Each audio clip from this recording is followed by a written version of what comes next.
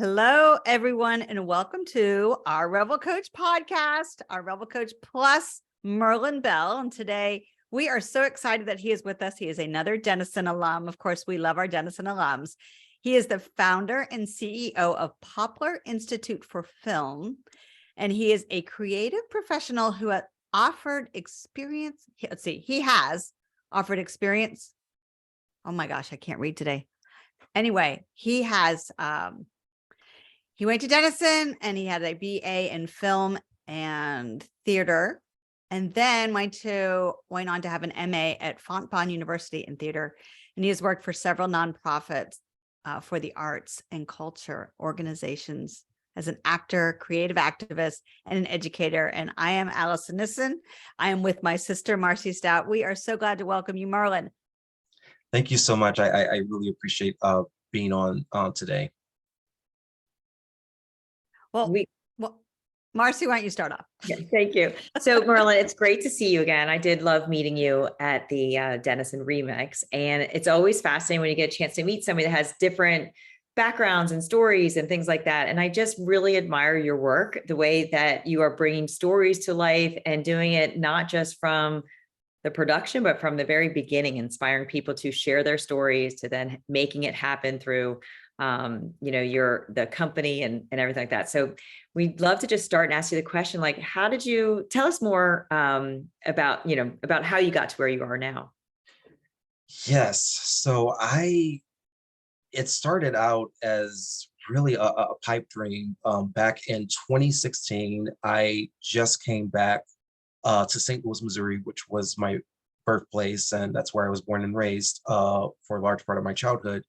And it kind of dawned to me because I was already in the motion of going into my master's program at Fontbonne.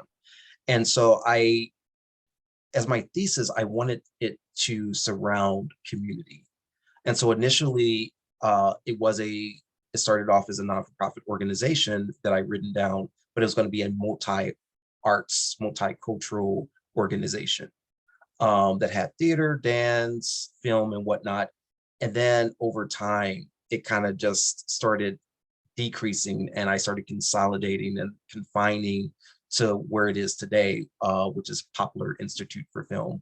And so I just kind of, looking back from 2016 to 2023, it's just like, wow, both I and the organization have grown together. And I'm just totally grateful. So Poplar Institute is your child in the sense that you started it with a graduate thesis. Is that what I'm hearing? It started as it was going to be a graduate thesis, but I ended up shelving it. Oh. And so I didn't actually pick it back up until 2020 during the pandemic. So I was alone, isolated in my apartment. And I was like, okay, I was working at another non-for-profit organization. But in the meantime, it was like, okay, how can I really fulfill my time? Since we're all kind of in our own bubbles, in our apartments or homes and whatnot. So I picked the notebook back up. I started doing some research and looking into, independent film, media. And of course, I got a lot of inspiration from the media that I was consuming on TV. And it just, I talked to my friends during that time, and I was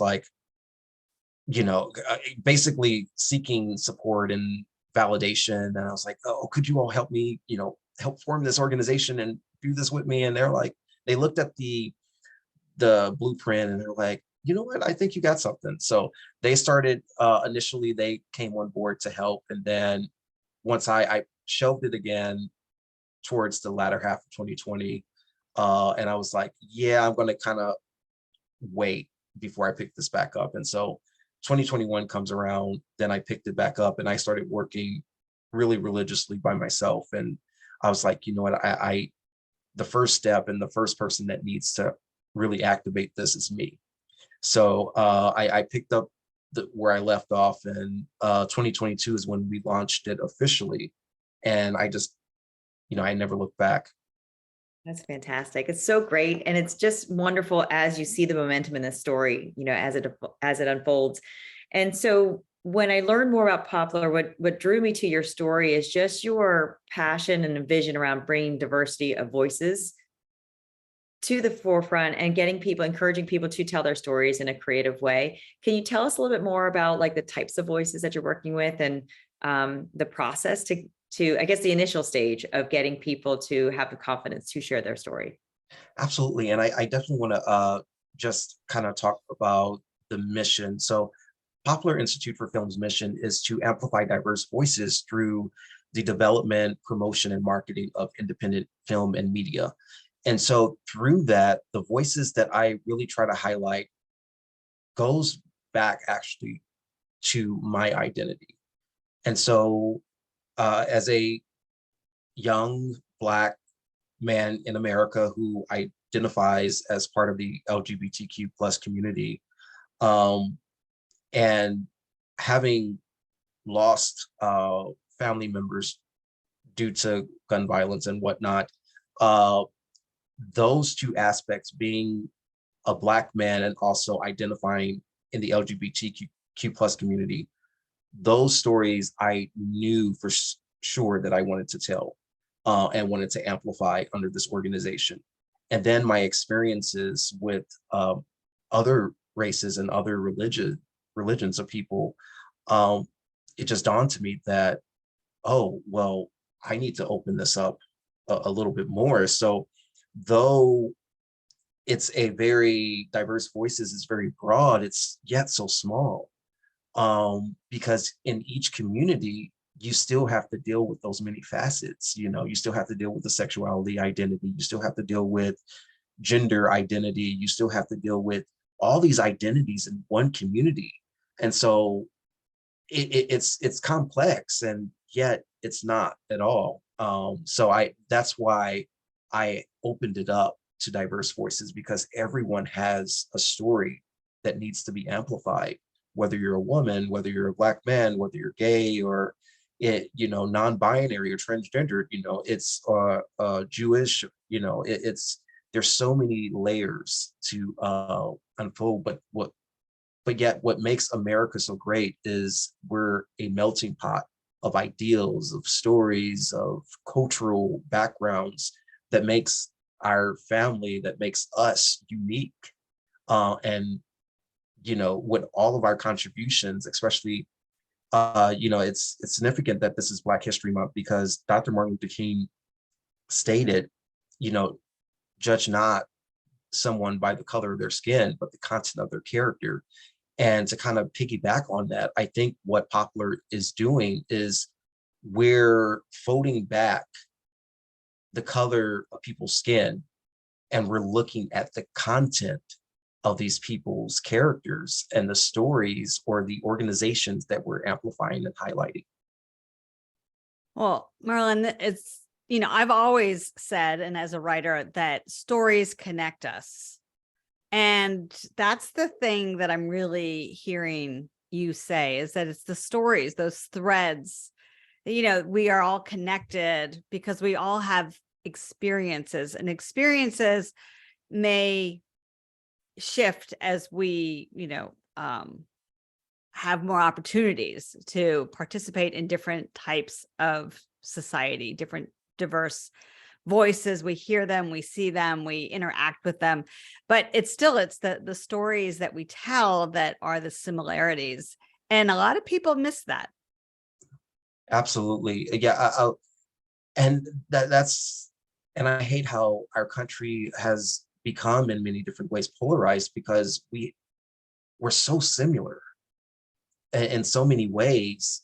And I just wish that we can have those conversations. I can wish we can have those meaningful, back and forth of understanding who we really are. Because when we have a conversation with individuals, whether it's a person from the city versus a person from the rural country of the heartland of America, you will start to kind of unfold. I grew up in a very working class family. We had food stamps, we had, government assistance, but someone in rural Alabama or rural Arkansas could easily say, oh yeah, I and my kids also were on government assistance. We are also from a working class family. We work very hard, but we're still not able to make ends meet just by ourselves. That right there is synergy, because you meet those commonalities. It doesn't have anything to do with skin color, Mhm. but you have those commonalities that make you all connected and make you all then able to have that conversation instead of like, oh, it's your fault, it's your fault. It's more like, okay, let's come together because we have more in common than we realize. And that was the root really of Poplar.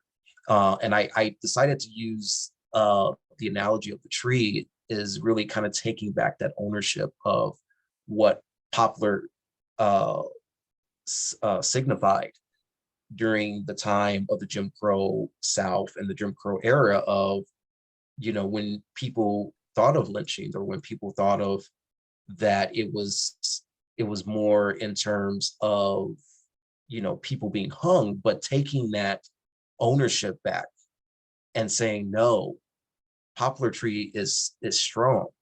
The roots are deep as the years and the history of this country. And so bringing all of those elements together, kind of what makes this organization very special.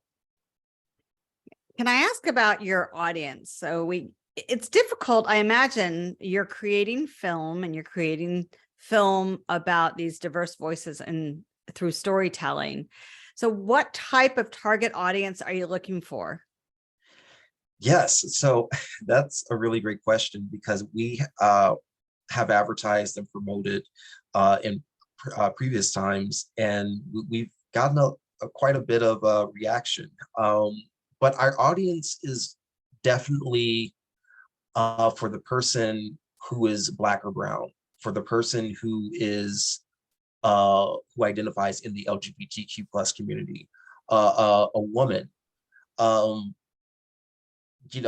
Definitely anyone who has been, frankly, marginalized in some extent. And basically what we are saying through our support, collaboration, or our original works or services for organizations and companies is, we see you all. We know you all are out there. We are doing this out of love. We're doing this for you.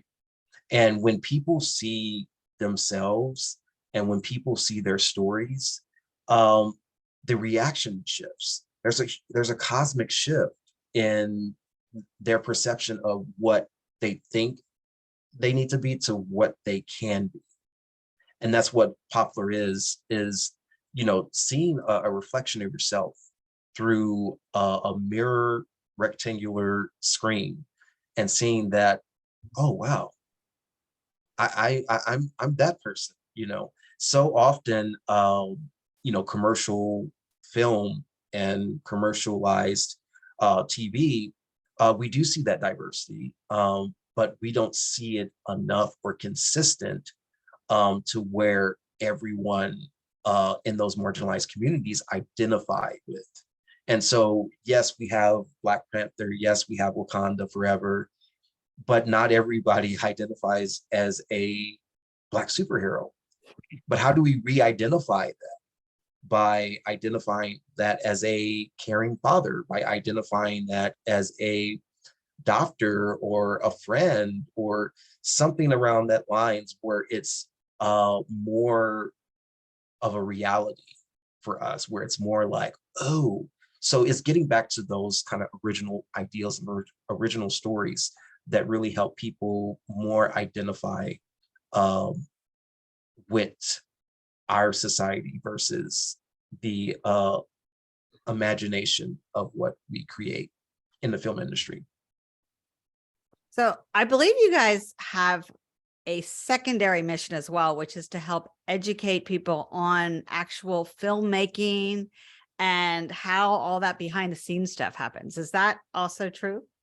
Yes, so we assist filmmakers on helping them develop from the pre-production all the way to post-production. And so since the people that we mostly work with are Gen Z, people who are in college or getting out of college, we tend to work with that demographic more. We've kind of honed in on that. And so we help assist them in reviewing their story, vetting, the films, or vetting kind of where they are in that, seeing not only if we align with them, but they align with us. Because the one thing through my experiences with working with non-for-profits and companies in general is, someone sees a good thing, but it's not part of their mission, but they jump on it anyway.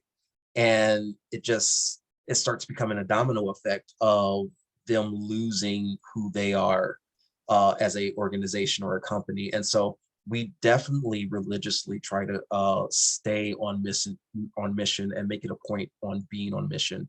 And so it's one of those introductions where we have a meeting between the filmmaker and ourselves, or a meeting between us and the organizations that we're going to be collaborating as our client.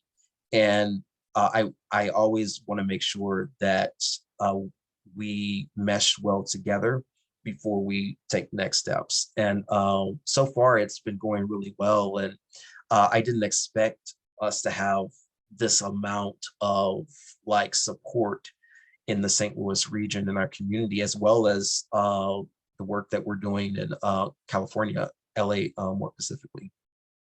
Well, then speaking of support, I know your organization, as you're helping, different generations and different types of people bring their stories to life, it takes a lot of community effort. So can you tell us a little bit about, if somebody is drawn to your mission and they also want to help contribute, different ways that they could either volunteer or donate or anything like that?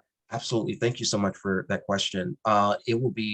It's always great, and it's always a challenge as a smaller organization to really do great work and continue to do great work consistently, but also it's always that lingering concern of, how can we do this with a shoestring budget? So ways to support is, if people go on our website, click on support, you will see something of donate.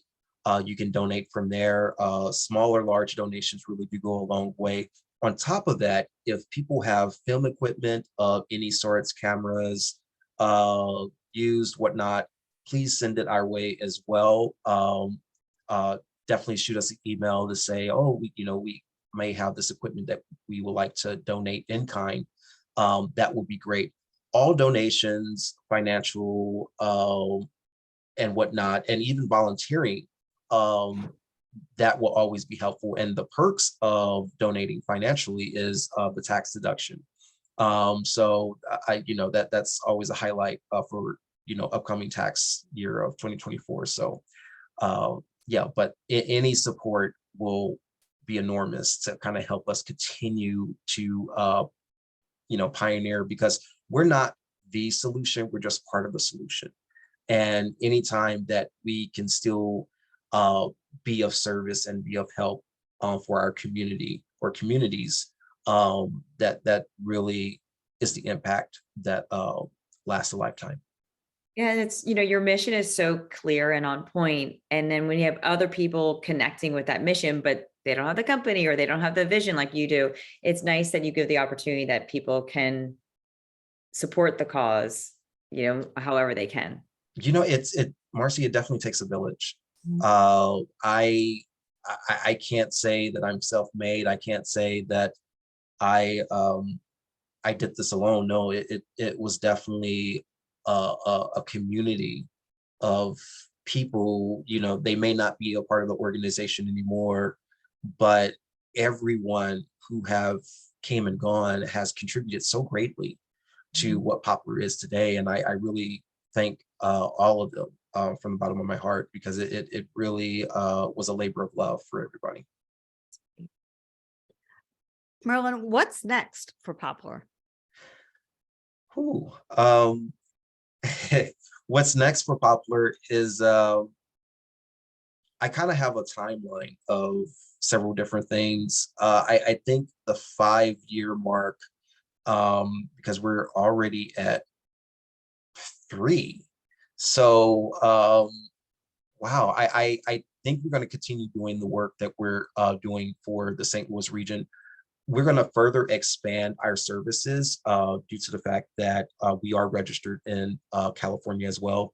So we want to start networking more and connecting more with other film organizations, film companies, and really building that bridge between the LA film community and the St. Louis film community, because St. Louis is definitely trying to pivot and get a film tax credit working in the state of Missouri. And we, as I stated before, we want to continue being a part of that solution. And being a part of that solution is making sure that we help open doors for filmmakers in the St. Louis region as well as the Missouri region when it comes to connecting to LA or just getting more films done in the state of Missouri. So that way we help the economy, we help bring more jobs, and we are also helping further amplify diverse stories. Do you actually go out and look for the stories, or do people pitch them to you? So if I'm a 20-year-old college student and I've got this great idea for a story and I see that you are just down the street and I think, oh my gosh, do I pitch it to you? Do you come to me? How do you start collaborating with people? It's definitely both. It's both. So I have went from state to state, Ohio, Michigan, knocking on doors, cold calling. So it's definitely a compilation of all of the above. But yeah, I think it's also important as the founder and CEO to make those connections, because I had connections, but that was from a different facet from my years in theater. And a lot of people who are in theater or who are in museums don't necessarily connect with filmmaking. So it's rebranding, repackaging who you are, but also introducing the organization that you're wanting to amplify and bring up along for the ride. Awesome. So I'd love to ask a question, speaking to any of the listeners that are here, curious about telling their story. Like, what advice do you have to somebody that has a great story? They just aren't there yet with thinking like, is it possible for me to share this? Will it be well received? Is the timing right in America to share my story? What types of advice do you give somebody that is on the cusp of thinking, maybe I can do this?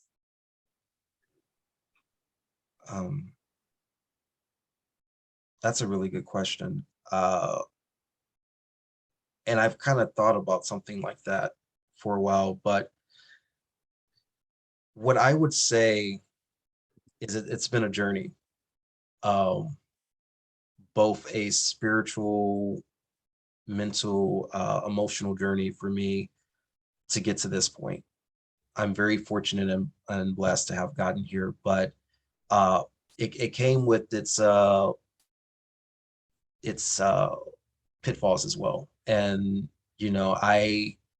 for a long time, I knew what I wanted. I just didn't know how to make the first move. And I had a tendency, especially in my 20s, I call it the roaring 20s. But I definitely suffered from imposter syndrome. I definitely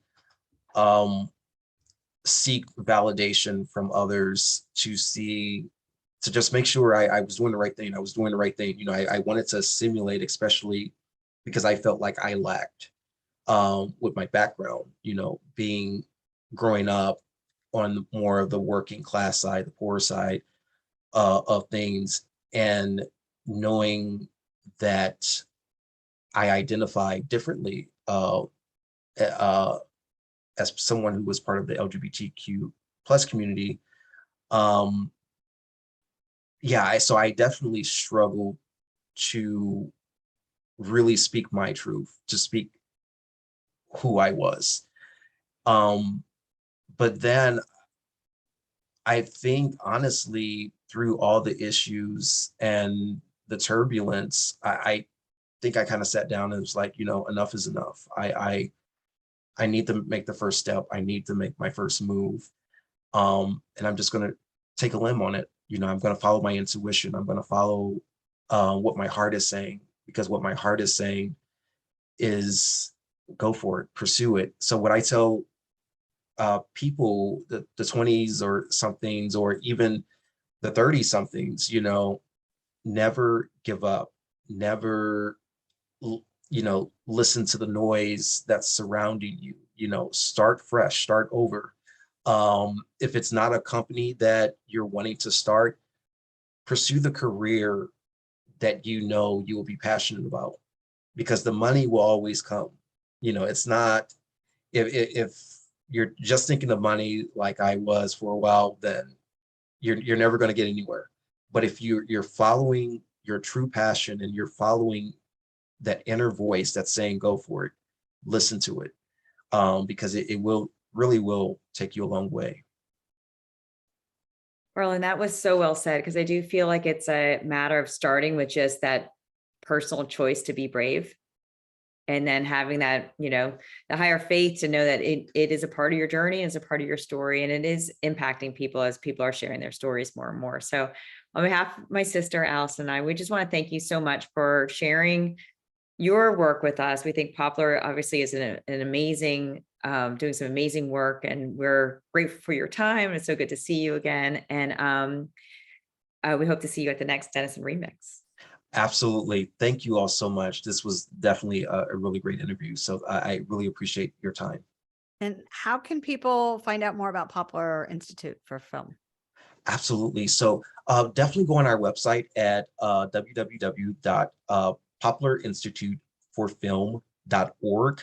I know that's a lot in one, but we'll definitely try to look to shorten it in the future. But also look at our social media pages, Instagram, Facebook, LinkedIn, and all of it is under the same title, at Poplar Institute for Film. So we look forward to seeing people there, and we're actually this week advertising the film Nova, as well as introducing Confessional this week. So definitely see you on the website and also our social media pages. Well, We'll be thank you. checking it out. Yeah. Thank you so much for stopping by. Thank you so much. Appreciate it.